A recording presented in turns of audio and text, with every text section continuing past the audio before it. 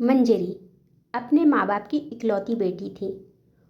वैसे तो उसका जीवन उसके माँ बाप के रहते ही मुश्किलों भरा था, पर आज से 6 महीने पहले जब उसके माँ बाप दोनों एक्सीडेंट में मारे गए थे, तब से उसका जीवन नर्क हो गया था। अब उस बेचारी को अपना जीवन यापन करने के लिए मजबूरी में काम करने के लिए जाना पड़ता था और लोगों की चुभती निगाहों का दंश उसे झेलना पड़ता था। आज फिर मंजरी बड़ी देर से बस के आने का इंतज़ार कर रही थी। काफ़ी लंबे इंतज़ार के बाद जब बस आई तो मंजरी भीड़ के साथ बस में चढ़ तो गई, लेकिन बैठने के लिए उसे सीट नहीं मिली। उसने भीड़ से खचाखच भरी हुई बस से उतर जाना चाहा, ये सोचकर कि अगली बस से चलूँगी, लेकिन इससे पहले कि वो भीड़ को चीर कर उतर पाती, बस चल दी थी। अब उसे खड़े खड़े ही सफ़र करना था। वैसे तो उसे बस में खड़े रहने में कोई दिक्कत नहीं होती थी, क्योंकि अब तो उसे इसकी आदत हो चुकी थी, लेकिन आज उसकी तबीयत कुछ खराब थी, इसीलिए उससे खड़ा नहीं रहा जा रहा था। वो बैठना चाहती थी, लेकिन बस पूरी तरह भरी हुई थी। बस में एक के बाद एक और इसी तरह से ढेर सारे लोग चढ़ते जा रहे थे। कंडक्टर टिकट काटता जा रहा था और भीड़ को देखकर मंजरी की बेचैनी बढ़ती जा रही थी। फिर वही हुआ जो वो नहीं चाहती थी। उसे ऐसा लगा कि अब मुझे उल्टी हो जाएगी। भरी बस में लोग मुझे उल्टी करते हुए देखेंगे तो क्या सोचेंगे, ये सवाल उसके मन को अच्छा नहीं लग रहा था। इसीलिए वो नहीं चाहती थी कि कोई उसकी तरफ देखे या उसके ऊपर ध्यान दे। लेकिन मंजरी का इस तरह बेचैनी से इधर उधर देखना लोगों की नज़रों से छुपा हुआ नहीं था। थोड़ी ही देर में उसे पता चल गया कि सब लोग उसे ही बड़ी अजीब नज़रों से देख रहे हैं। अब मंजरी किसी भी तरह बैठ जाना चाहती थी, क्योंकि अब उससे बिल्कुल भी खड़े रहा नहीं जा रहा था। वो सोच सोचकर परेशान हो रही थी कि लोग पहले ही मुझे अजीब नज़रों से घूर रहे हैं, अब अगर उल्टी करते हुए भी देख लेंगे तो पता नहीं क्या सोचेंगे। लेकिन बस में बैठे हुए लोग तो पहले से ही उसे अजीब नज़रों से देख रहे थे और सोच रहे थे कि ये लड़की इतनी बेचैन क्यों है, क्योंकि लोगों को तो उसकी खराब हालत का कुछ पता नहीं था। लोगों की नज़र तो बस उसके सफ़ेद दाग से भरे हुए चेहरे पर टिकी थी। उसका चेहरा सफ़ेद दाग से इतनी बुरी तरह भरा हुआ है कि लोगों को उससे घिन आ रही थी, लेकिन फिर भी लोग उसे आंखें फाड़ फाड़ कर घूरे जा रहे थे, क्योंकि वो एक लड़की है और उसके पास देखने जैसा बहुत कुछ है। भले ही उसके चेहरे पर सफ़ेद दाग है तो क्या हुआ, ये सफ़ेद दाग भी वैसे तो किसी किसी को कहीं एक आध जगह हो जाता है, लेकिन मंजरी का तो पूरा जिस्म ही इतनी बुरी तरह सफ़ेद दाग के चितकबरे धब्बों से ढका हुआ है कि उसे खुद भी अपने आप से घिन आती है। क्योंकि सफ़ेद दाग उसके होंठों पर है, उसकी नाक पर है, उसके कान के आसपास है, उसके माथे पर है, उसकी गर्दन पर है, उसके हाथ पर है और उसकी सलवार के नीचे दिख रहे पैर के पंजों पर भी है। उसको देखकर ऐसा लगता है कि ये सफ़ेद दाग इसी तरह उसके जिस्म के उन हिस्सों पर भी होगा जो अभी उसकी सलवार कमीज के अंदर ढके हुए हैं, यानी उसकी पीठ पर, उसके पेट पर, उसके सीने पर, उसकी जांघों पर और वहाँ भी। लोगों की नज़र खुद से अंदाज़ा लगा रही थी कि इस लड़की के पूरे जिस्म पर सफ़ेद दाग ने अपना कब्जा जमा रखा है। लोग ये भी सोच रहे थे कि जब ये लड़की नहाने के लिए अपने सारे कपड़े उतार देती होगी तो इसके जिस्म के सारे सफ़ेद दाग कितने बुरे लगते होंगे, है ना। लोग ये भी अटकलें लगा रहे थे कि अभी तो इस लड़की की उम्र भी कुछ 20 से ज़्यादा नहीं लग रही है। बेचारी की ज़िंदगी सफ़ेद दाग की वजह से बेकार हो गई। अब कौन करेगा इससे शादी वगैरह। लोगों की सारी अटकलें सही थी। मंजरी के पूरे जिस्म पर सफ़ेद दाग हैं। उसके होठों के चारों ओर बने सफ़ेद दाग की वजह से उसका चेहरा किसी चितकबरी बकरी की तरह लगता है। और जब वो नहाती है तो आंख बंद करके नहाती है, क्योंकि ये चितकबरापन, यही सफ़ेद और गहरे भूरे धब्बों का मिला जुला जिस्म उसकी आंखों में किसी कांटे की तरह चुभता रहता है। और यही वजह है कि अभी तक उसकी शादी भी नहीं हुई है। वरना गरीब लड़कियों की शादी 20 बरस तक ना हो, ऐसा तो होता नहीं। लेकिन इस वक्त मंजरी को अपने सफ़ेद दाग या अपनी शादी की उतनी चिंता नहीं थी जितनी इस बात की थी कि वो कहीं किसी आदमी के ऊपर उल्टी ना कर दे। इसीलिए जब उससे बिल्कुल ही नहीं रहा गया तो उसने बस के पिछले गेट के पास पहली सीट पर बैठे हुए आदमी से बड़ी लाचारगी भरी आवाज़ में कहा, मेरी तबीयत ठीक नहीं है, क्या आप मुझे थोड़ी देर बैठने देंगे। उस सीट पर बैठे हुए आदमी ने उसे एक नज़र देखा और झट से खड़ा हो गया। ऐसा नहीं है कि उस आदमी को मंजरी पर दया आ गई थी, बल्कि हकीकत ये थी कि मंजरी को देखते ही वो आदमी बिदक सा गया था कि कहीं इस लड़की से मेरा हाथ माथ ना छू जाए और कहीं इस लड़की के ढेर सारे दाग मुझे भी ना लग जाएं। वो आदमी सीट छोड़कर उठ गया। फिर मंजरी उस आदमी को आपकी बड़ी मेहरबानी के अंदाज में देखते हुए सीट पर बैठ गई। बैठते ही वो अगली सीट के हत्थे पर अपना सिर टिकाकर आगे की तरफ झुक गई। लोगों की नज़र अब उसकी गर्दन के पीछे और कमीज से बाहर दिख रही पीठ पर थी, जिसके ऊपर भी सफ़ेद दाग के कुछ धब्बे नज़र आ रहे थे। अमूमन होता तो ये है कि लड़की के जिस्म पर सफ़ेद दाग बुरे लगते हैं, लेकिन मंजरी के जिस्म पर सफ़ेद दाग इतने ज़्यादा हैं कि उसके सफ़ेद दागों से ज़्यादा उसका अपना गहरे भूरे रंग का जिस्म बुरा लगता है।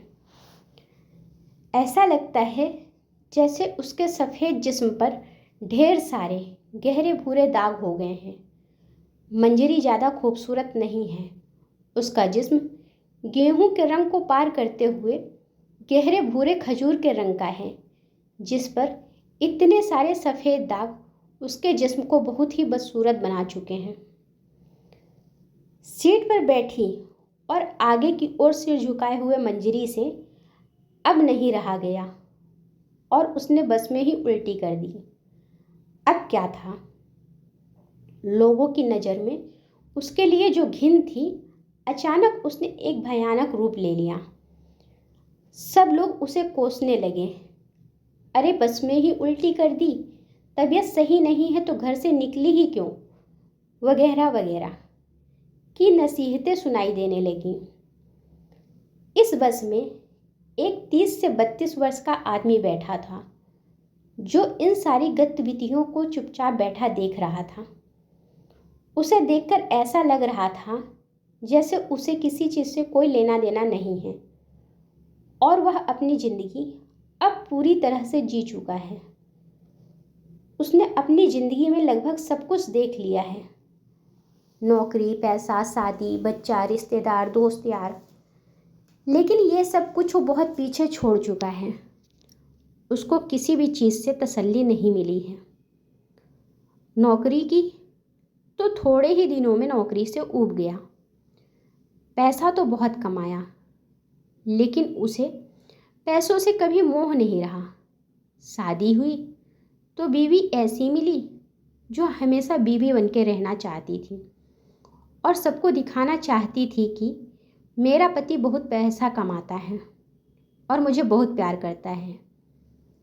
बीवी की जिद पर और ना चाहते हुए भी समीर को एक बच्चा पैदा करना पड़ा। बच्चा हुआ तो बीवी का पूरा ध्यान बच्चे पर चला गया। अब उसकी बीवी लोगों से ये कहती फिरने लगी कि हम लोग अपने बच्चे को सबसे बढ़िया स्कूल में पढ़ाएंगे। मेरे पति ने अभी से सारा इंतजाम कर दिया है, पैसे की कोई दिक्कत नहीं है। बच्चा बड़ा हुआ तो रिश्तेदारों ने एक और की रट लगा ली। अब यहाँ आके समीर के सब्र का बांध टूट गया और उसकी सबसे अनबन हो गई। उसने साफ साफ कह दिया, तुम लोगों ने चक्कर में मैं अपने आप को खोता जा रहा हूँ। मैं जीना चाहता हूँ, सभी रिश्तेदारियों और इस दिखावों से भरी हुई जिंदगी से बहुत दूर कुछ दिन अकेले रहना चाहता हूँ। लेकिन एक शादीशुदा आदमी ऐसा कर सके, इसके लिए हमारा समाज अभी इतना आज़ाद ख्याल नहीं हुआ है। समीर की बातों से लोगों ने ये अंदाज़ा लगाया कि समीर का शादी के बाद अपनी बीवी से जी भर चुका है और अब उसका किसी दूसरी औरत से चक्कर चल रहा है। फिर रिश्तेदारों ने भी अपना हक जताया और समीर की बीवी को उकसाया कि पति को इस तरह आज़ाद ख्याल रहने दोगी तो किसी दिन हाथ से जाएगा। फिर बीवी तो आखिर बीवी होती है। उसने भी अपना हक जताया और बात सीधे तलाक पर ही ख़त्म हुई। बीवी बच्चा रिश्तेदार सब के सब समीर के खिलाफ हो गए और अंत में समीर अकेला रह गया। अब उसकी ज़िंदगी में जीने का कोई ख़ास मकसद नहीं बचा है और अब वो अपनी बेमकसद ज़िंदगी को ढोते हुए इधर से उधर भटकता रहता है। आज जब समीर ने बस में अपने बगल में बैठी हुई लड़की को उल्टी करते हुए देखा और लोगों को उसे बुरी तरह झिड़कते हुए देखा तो उसे बहुत बुरा लगा। उसने अपनी पानी की बोतल उसे पकड़ाते हुए कहा, पानी पी लीजिए, थोड़ा आराम मिलेगा। मंजरी ने इस आदमी को हैरानी से देखा जो पूरी बस में अकेला ऐसा आदमी था जिसे उसके सफ़ेद दाग या उसकी बदसूरती से कोई हिचक नहीं हो रही थी। यहाँ तक कि उसने उल्टी भी उसके बगल में ही बैठकर की थी। समीर के चेहरे पर एक खामोश मुस्कुराहट देखकर मंजरी ने पानी की बोतल उसके हाथ से ले ली और बोतल अपने मुंह से थोड़ा सा ऊपर रखकर एक घूंट पानी पीना चाहा। लेकिन तभी ड्राइवर ने ब्रेक मारी और मंजरी का हाथ हिल गया, जिससे बोतल का थोड़ा सा पानी उसके चेहरे और उसके कपड़ों पर गिर गया। समीर ने उसे मुंह पोंछने के लिए अपना रुमाल देते हुए कहा, कोई बात नहीं, मुंह लगा के पी लीजिए। लोग आगे पीछे से सब कुछ देख रहे थे और अब जबकि मंजरी को एक हमदर्द मिल गया था, लोगों को ये भी थोड़ा बुरा लगा। इतने में कंडक्टर भी टिकट काटते हुए पास आ गया था। उसने मंजरी को बस में उल्टी किए हुए देखा तो बिगड़ गया। अरे ये क्या कर दिया, अब इसे साफ कौन करेगा। तभी समीर ने मंजरी के हाथ से पानी की बोतल वापस ली और बचे हुए पानी से मंजरी की उल्टी बहा दी। कंडक्टर ने झेपते हुए कहा, साहब, जब मैडम की तबीयत सही नहीं है तो बाहर लेकर क्यों घूम रहे हो? घर लेके जाओ इनको या किसी डॉक्टर को दिखाओ। ये सुनकर मंजरी और समीर ने एक दूसरे को हैरानी से देखा। कंडक्टर ने अनजाने में ही उनके बीच एक रिश्ता कायम कर दिया था। समीर को भी ऐसा लगा जैसे उसे थोड़ी देर के लिए एक मकसद मिल गया है। लेकिन मंजरी ये सोच रही थी कि क्या इस आदमी को अभी तक मेरे चेहरे के सफ़ेद दाग नहीं दिखे हैं?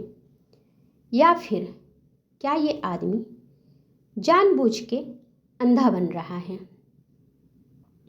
फिर समीर ने मंजरी को बस से उतर चलने का इशारा किया, जिसे मंजरी ने अपनी खराब हालत को देखते हुए बिना कुछ कहे सिर झुका के मान लिया।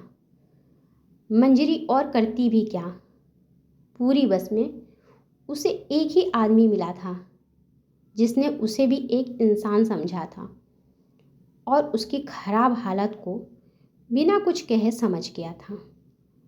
अब दोनों बस से उतरकर सड़क पर खड़े थे। मंजरी को समझ में नहीं आ रहा था कि वो समीर से क्या कहे। उसकी झिझक को देखते हुए समीर ने ही कहा, चलिए पहले किसी डॉक्टर के पास चलते हैं। मंजरी ने उसकी बात को बड़े गौर से सुना। चलिए पहले किसी डॉक्टर के पास चलते हैं का क्या मतलब था? मंजरी अपने ही सवालों में उलझती जा रही थी, लेकिन समीर उसके पास बिना किसी परेशानी के इस तरह खड़ा था जैसे वो उसके अपने ही परिवार का एक हिस्सा हो। इतना अपनापन तो उसने अपनी ज़िंदगी में आज से पहले कभी नहीं देखा था। बचपन से लेकर आज तक उसे सिर्फ हिकारत की नज़र से ही देखा गया था और लोगों ने उससे दूर ही रहना चाहा था। लेकिन एक ये आदमी है जो एक अजनबी होते हुए भी उसे अपनी जिम्मेदारी समझते हुए डॉक्टर के पास ले जाना चाहता था। आखिर में जब उसे कुछ और समझ में नहीं आया कि वो क्या करे, तब उसने हाँ में सिर हिला दिया। अब डॉक्टर के पास जाते हुए रास्ते में दोनों ने अपनी अपनी ज़िंदगी एक दूसरे के सामने पोटली की तरह खोलकर रख दी, जिसके बाद दोनों को ही पता चला कि समाज ने दोनों के ही साथ बहुत बुरा सलूक किया है। डॉक्टर के क्लिनिक से दवाई लेकर जब दोनों बाहर निकले, तब दोनों को समझ में नहीं आया कि अब आगे क्या बात करें। क्या दोनों ये कहें कि अच्छा अब चलते हैं, आपसे मिलकर अच्छा लगा, या कुछ और? लेकिन कुछ और क्या? दोनों सड़क पर खड़े बस एक दूसरे को देखते रहे और पहले कौन बोले ये सोचते रहे। फिर जब समीर को लगा कि शायद ये लड़की झिझक रही है और कुछ नहीं बोलेगी, तब उसने ही कहा, अपना ख्याल रखिएगा। और इतना कहकर समीर मुस्कुराते हुए वहाँ से चल दिया, लेकिन मंजरी वहीं खड़ी रही। थोड़ी दूर चलने के बाद जब समीर ने वापस पलट कर देखा तो मंजरी वहीं खड़ी थी और पहले से ज़्यादा उदास लग रही थी। उसके चेहरे से ऐसा लग रहा था जैसे उसे किसी ने तुरंत नहीं रोका तो वो अभी रो देगी। समीर ने दूर से ही उसे ना रोने का इशारा किया और उसके कदम अपने आप मंजरी की तरफ वापस मुड़ गए। समीर को अपनी ओर वापस आते हुए देखकर मंजरी से नहीं रहा गया और उसकी आंखों से भरभरा के आंसू बह निकले। समीर ने उसके आंसुओं को पोंछते हुए कहा, पागल हो क्या? उसके इस सवाल का जवाब मंजरी के पास नहीं था, लेकिन उसने समीर का हाथ कस के पकड़ लिया और अपने आंसुओं की तेज धार के साथ और बिना शब्दों के ये कहना चाहा कि फिर कभी मुझे इस तरह सड़क पर अकेले छोड़कर मत जाना। समीर ने अपनी प्यार भरी आंखों से उसकी बात सुनी, फिर उसके कंधे पर अपनेपन से भरा हुआ हाथ रखते हुए उसकी ही तरह बिना शब्दों में कहा, चलो अब घर चलते हैं। समीर पढ़ा लिखा था। वो जानता था कि सफ़ेद दाग मिटाना मुश्किल तो है लेकिन नामुमकिन नहीं। उसने मंजरी को अपनी जान पहचान के अच्छे डॉक्टरों को दिखाया और भरोसा दिलाया कि तुम्हारे ये सारे सफ़ेद दाग एक दिन मिट जाएंगे और तुम इतनी खूबसूरत हो जाओगी कि लोग तुम्हारी खूबसूरती को देखते रह जाएंगे। मंजरी को समीर की इस बात पर बिल्कुल भी यकीन नहीं था, लेकिन उसे समीर की ये प्यार भरी हमदर्दी बहुत अच्छी लगी। समीर को अपनी ज़िंदगी में अब एक मकसद मिल गया था और वो जी तोड़ मेहनत करके मंजरी के सफ़ेद दाग मिटाने और उसे खूबसूरत बनाने में जुट गया था। इतने सालों की नौकरी में उसने पैसा बहुत कमाया था। उसने अपना सारा पैसा और सारा समय मंजरी को खूबसूरत बनाने में लगा दिया। उसने मंजरी को शहर की भीड़ से दूर एक हरियाली से भरी हुई जगह पर रखा, जहाँ पर आसपास कोई दूसरा मकान नहीं था, ताकि वो लोगों की नज़र से बची रहे और उसे अपने बदसूरत होने का जरा भी एहसास ना हो। मंजरी का सफ़ेद दाग मिटता है या नहीं, समीर के साथ क्या होता है, जानने के लिए देखिए कहानी का अगला भाग। धन्यवाद।